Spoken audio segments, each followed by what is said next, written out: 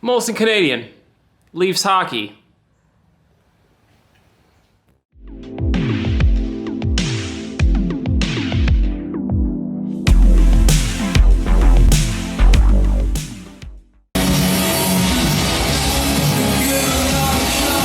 Home wrecking.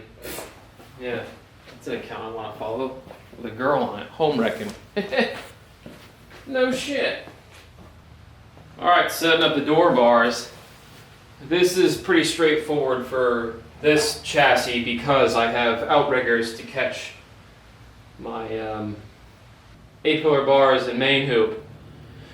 And so I can just set this inside of it, come back over here, use my digital protractor, found the angle here, which is 67 and a half, and you have to flip that on the notcher, so then 67, 77, 87 plus 2.5, yeah, so you got 22.5 degrees would be the cut on the notcher. That's why it helps to have one of these, because once you get this thing set, you twist this down and it'll hold it even when it shuts off. I still have this angle, so it sits in here. That's great. I have 2 resting points to put it on. This is where it's going to be. I use a tri-square, put it against the outside of the tube, eyeball it down with my outrigger that's coming off, square it with that, and then pop a line right on top. And then I know where the notch needs to be, but you most likely, at the angle notcher's notch at, you'll make a mark on top, you'll have to transfer that mark to the bottom side because when you put it on it, it'll be on the wrong side. So keep that in mind. So first thing is, put a mark on this, set the notcher up, and notch the first one. Alright, once the tube is in and you know where it's going to go, first thing I do is usually find a machine surface to set this off of.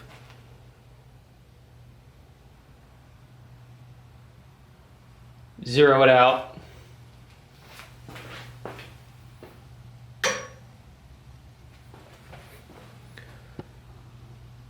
Bring it over here and make the necessary adjustments. Ooh, man, that was pretty close.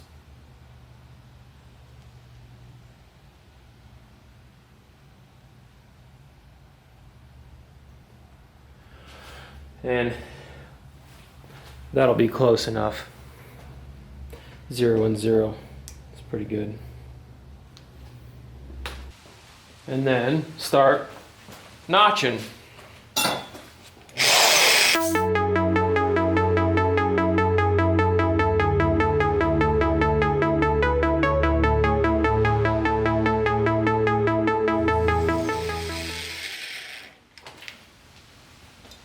Now, if you remember from the other video when I talked about notching, I said that when you know that this thing is going to have to plow through more than half the width of the tube, you cut the tube prior. But I didn't do that on this because setting up my bandsaw and doing all that is kind of a pain in the ass. What I need to do is buy a portable bandsaw, and that way when I chuck this thing up in here and oh shit, I got a little bit of room that I can cut off, I could take the portaband and just cut it right on this before I even get to it, and it's finished. But I haven't done that, so the next best thing is I plowed through it with that. There's a thin part here and a thin part here. I'll take a hacksaw and knock those 2 down, break this guy off the back, because what's happening is the hole saw is bottoming out on this and it won't let it cut any further.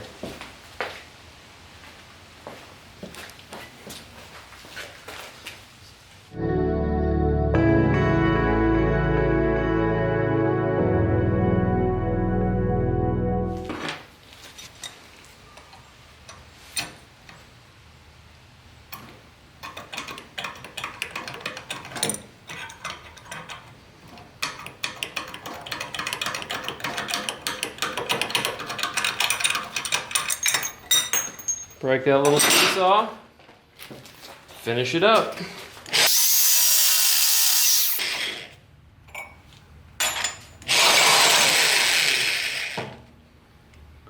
And that's that. Here's a tip.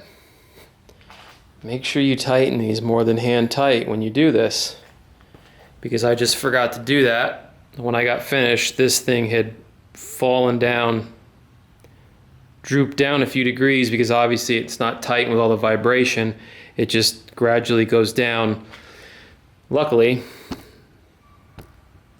I leveled it back off, made the cut through again, and it just shaved off a sliver of a piece on this. So I'd imagine it still should be fine, but yeah.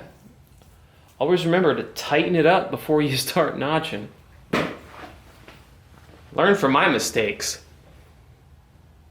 So after you've made the notch in your first bar, you obviously know it's going to fit on the driver's side because that's what it was made for. And there's going to be slight discrepancies between sides. So what you can do is take your first one, come over here. Obviously it's going to bump out a hair because I haven't beveled this back, and there's a weld on the bottom of this main hoop right here. But if you look down it, you can see the cope has an even gap around the whole thing.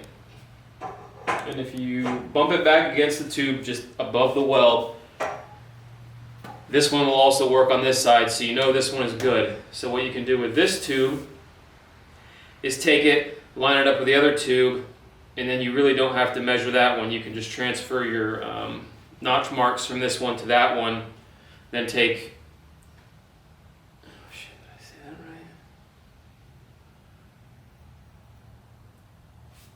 You can just take this piece, get it to your next tube, which would ultimately be for this side, but now it doesn't matter because they both fit pretty well and you haven't notched the front piece yet. And lay these two tubes on top of each other, transfer your mark over, and then you'll have a thing ready to go to notch your second tube, and the notcher is already set up for it because both tubes are identical.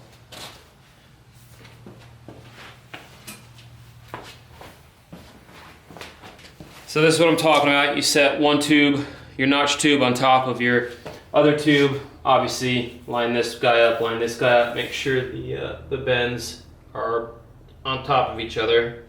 You can use speed squares on each side to make sure they sit where they should, but usually if you got a good eye, you can put an eyeball over the top of them, line everything up, and it should be close enough. And now I know where this has to come through this guy, so I transfer the marks down to that, and then we'll notch this one. There's also another trick you can do. I gotta find a kind of fine point Sharpie. Is once you've made your notch in the first one, you can come in here and put a mark. Obviously this this would be dependent on your notcher. So however your notcher holds the tube, however it does it, when you put it in and you line everything up and everything's level, you would make a reference mark wherever you could make a reference mark on your notcher. Then you would take this tube, put it on top of the other tube, and then just transfer this mark down to the other tube, and then when you slide this guy in here, you would have the mark, you would know where the mark needs to sit, and then you wouldn't have to mark down here. You would just have to make sure your tube is level this way with your hole saw, and proceed to make the cut. And that's actually what I'm doing with this one, because it's a little bit easier to do it that way versus trying to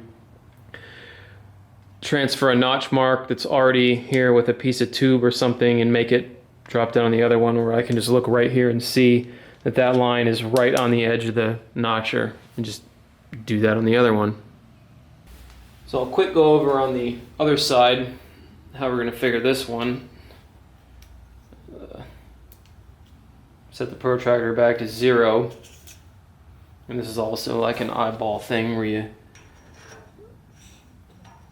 lay this up here on your tube, put your eye down here and look at this and line this up.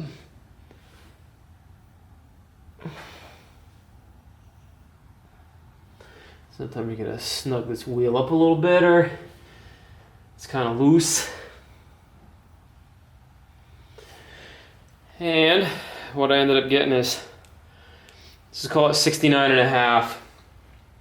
So now you know you're gonna have to go a half a degree, 69, 70. So this is a 21.5 degree. So it's 1 degree less than the other one. So that's it. Set the notcher up, notch this side. I already have a mark up here.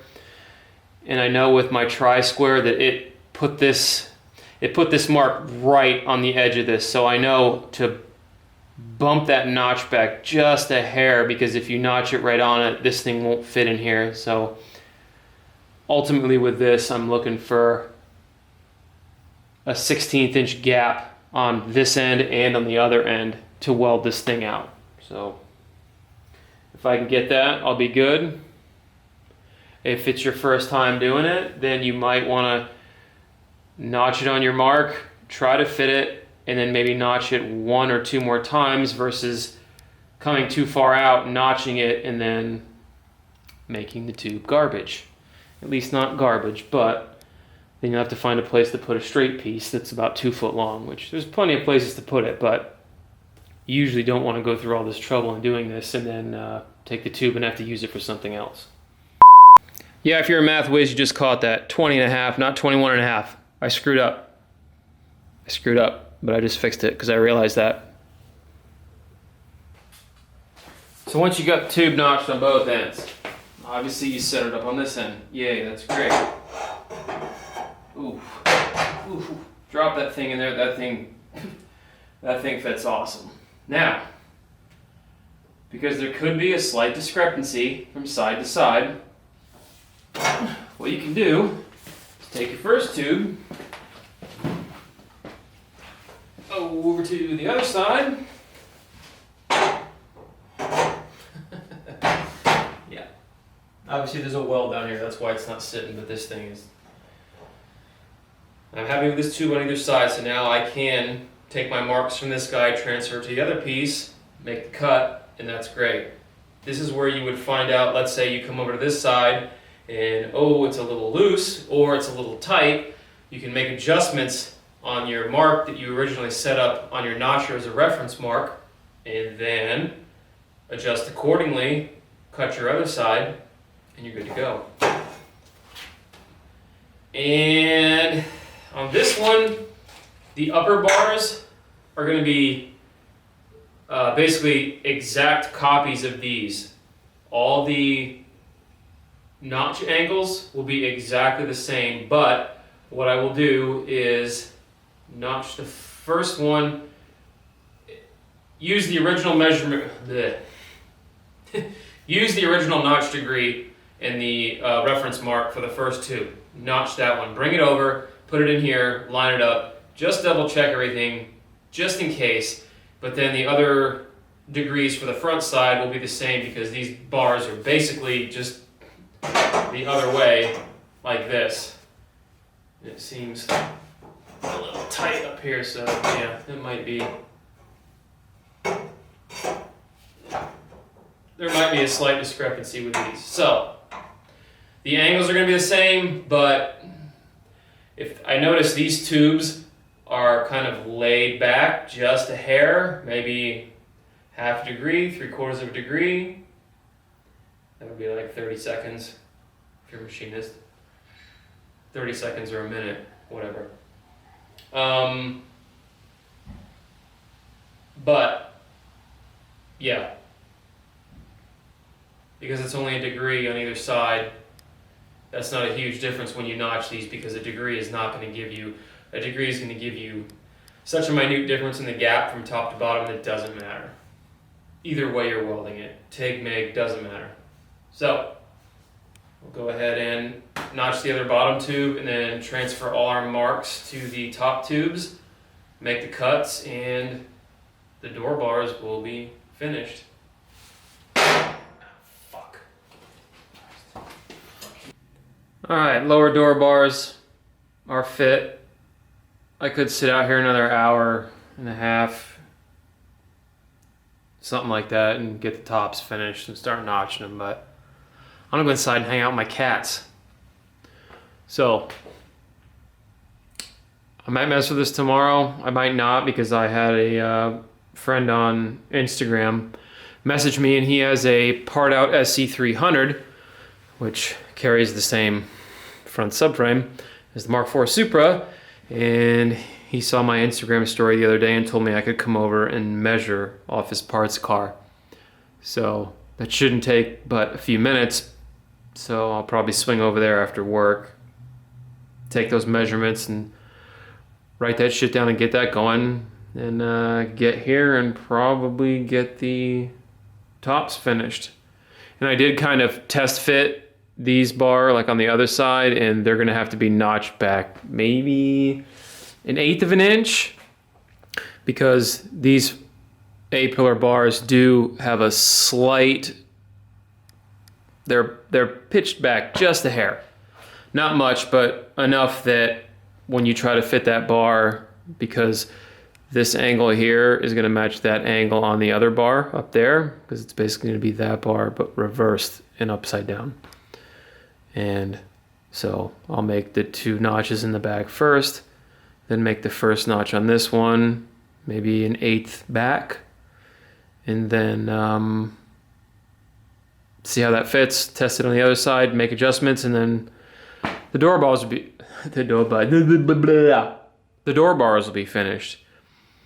And then I can move on to, I think I'm gonna have to make intrusion bars for the bottom down here. I'm not sure. I might check on that because I have a frame rail on this. So I don't know. I know intrusion bars are usually for vehicles like unibody who have a cage in it, and then obviously this whole section down here is just sheet metal, but I have a fucking 2x6 and 2x3 1/8" boxed frame rail on the bottom. So I might ask a few questions to some people and see if I really need that intrusion bar on the bottom. If not, I might be okay.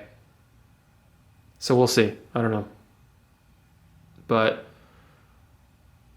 this will just basically transition into tomorrow when I've got the other bars made. The cats. The fire. Editing video. Tampa Pro qualifier.